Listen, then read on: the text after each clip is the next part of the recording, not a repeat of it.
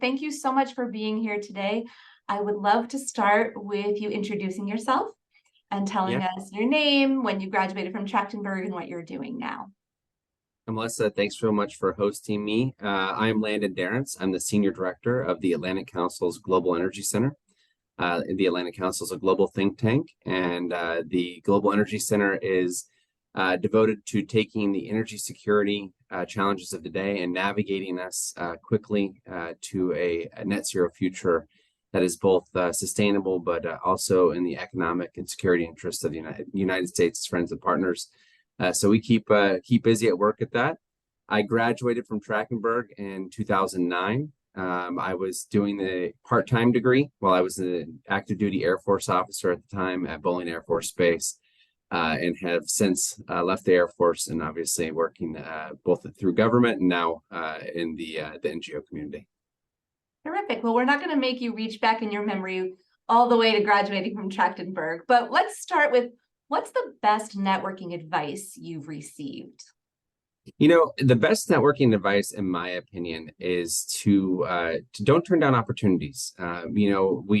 Your calendar will get busy. Life will only get busier, especially as work kicks in. But the reality is, when you're in grad school, when you're in the years of education, you need to take advantage of saying yes. If somebody invites you to a dinner, yes. If somebody wants to get a coffee, say yes. And I think you can couple that with a little bit of personal drive and reaching out to people proactively to try to get them to say yes as well. I think that cocktail of both self-starting nature of getting momentum to reaching out to people and people that have shared interests is great. But that's going to elicit a lot of opportunities for you to be able to engage in different social networks, different career progression opportunities, and just say yes. And I think it's so tempting for people not to do that when they're nervous about whatever they're being asked to do or what that opportunity is. And so pushing yourself sounds like part of that advice. What specific action have you taken that significantly impacted any of your job searches?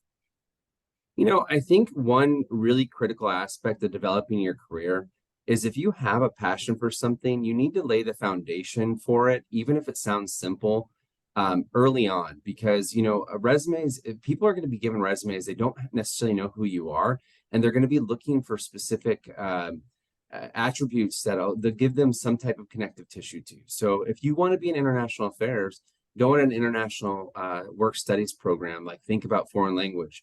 If you want to be in publishing, a publicist, and you want to be in the literary world, you don't have to be a copy editor. You can work at a really incredible library. Go work at the Library of Congress, right? And so build that kind of connective tissue that has a narrative arc. I think the narrative of what you're doing and why you're doing is probably more important in your early career than actually being an expert. No one's expecting you to be an expert, but they are looking for passion and drive that matches the trajectory you're trying to push yourself on. So I think building that natural arc of your career early on starts with actually engaging in the things you're passionate about and telling people why they connect to the work that you're hoping to do as you look for employment.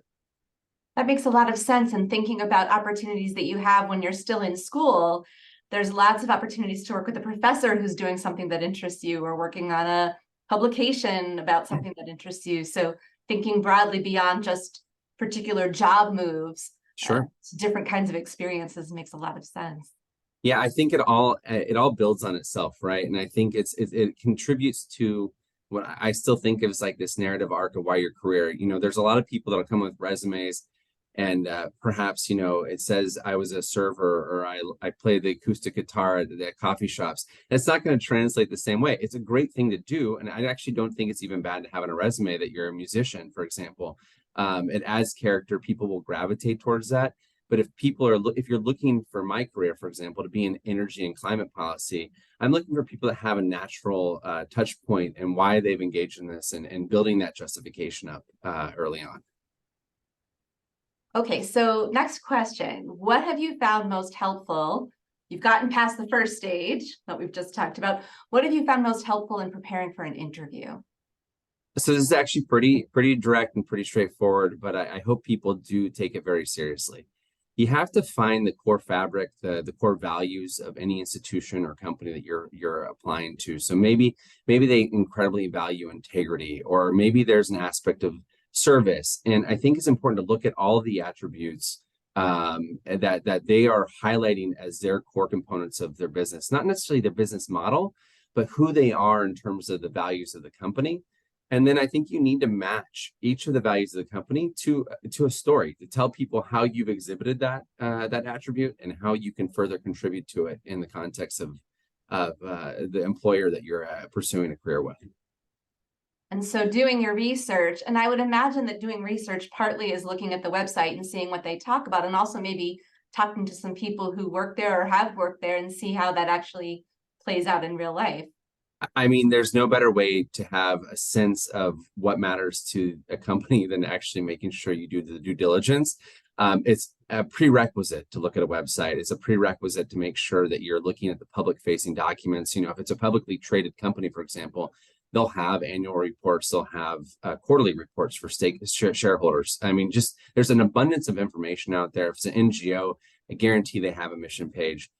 Taking that next step and making sure you speak to somebody about it so you truly understand how they're characterizing it could not be more valuable. And then understanding and interpreting how you exhibit that in your daily life and what you've accomplished to date is just, I think it takes it to the next level and will make for a very successful interview process. Excellent. Okay, we have the last question. What specific action have you taken that's been most impactful on your career advancement? It's been a long time since you graduated, so you've clearly advanced quite a bit.